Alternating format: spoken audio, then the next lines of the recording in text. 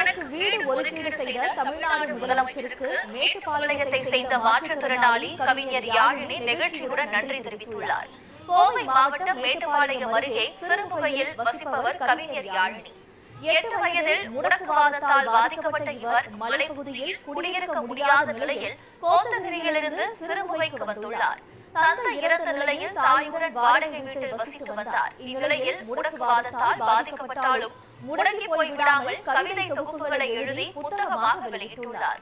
மேலும் கணினி பயிற்சி பெற்று பல்வேறு பணிகளை சக்கர நாற்காலியில் இருந்தவாறு செய்து வருவாய் ஈட்டி தாயையும் காப்பாற்றி வரும் யாழினி தனக்கு வீடு வழங்க கோரி முதலமைச்சர் மு.க. ஸ்டாலினிடம் மனு அளித்திருந்தார். இதைத் தொடர்ந்து மேட்டுப்பாளையம் சிக்கராசம்பாளையத்தில் கட்டி முடிக்கப்பட்டுள்ள அடுக்குமாடி குடியிருப்பில் தரைத்தளத்தில் கவிஞர் யாழினிக்கு வீடு ஒதுக்கி மாவட்ட ஆட்சியர் உத்தரவிட்டுள்ளார். இந்த வீட்டில் இன்று காலை புதுமனை புகுவிழா நிகழ்ச்சி நடைபெற்றது. தனக்கு வீடு வழங்கிய முதலமைச்சர் மு.க. Stalin, Nilgiri MP R. ராசா மற்றும் ஆட்சியருக்கு கவிஞர் யாழினி நன்றி தெரிவித்துள்ளார். இவ்வளவு நாள் குடியிருந்தோம். வாடகை பிரச்சனை கொஞ்சம் காரணமா முதலமைச்சர் கிட்ட வீடு வேணும் அப்படின்னு சொல்லி அப்ளை பண்ணியிருந்தோம்.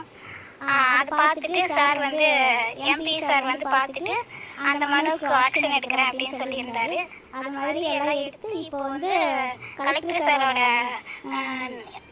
கலெக்டர் சாரோட ஏற்பாட்டால் இப்போ எனக்கு இந்த இடத்துல, அதாவது மேட்டுப்பாளையத்தில் சிக்கதாசம்பாளையம் அப்படிங்கிற ஊராட்சியில் வந்து எனக்கு கிரவுண்ட் ஃப்ளோரில் வீடு கொடுத்துருக்காங்க.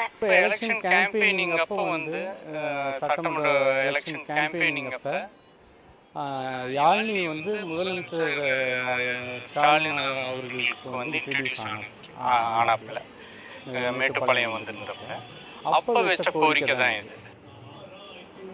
இதனிடையே மாற்றுத்திறனாளி கவிஞர் யாழினிக்கு வீடு ஒதுக்கீடு செய்ததற்கு யாழினியின் நண்பர்கள் மற்றும் சமூக ஆர்வலர்களும் தமிழ்நாடு முதலமைச்சர், நீலகிரி எம்பி ஆர். ராசா மற்றும் கோவை மாவட்ட ஆட்சியருக்கு நன்றி தெரிவித்துள்ளனர்.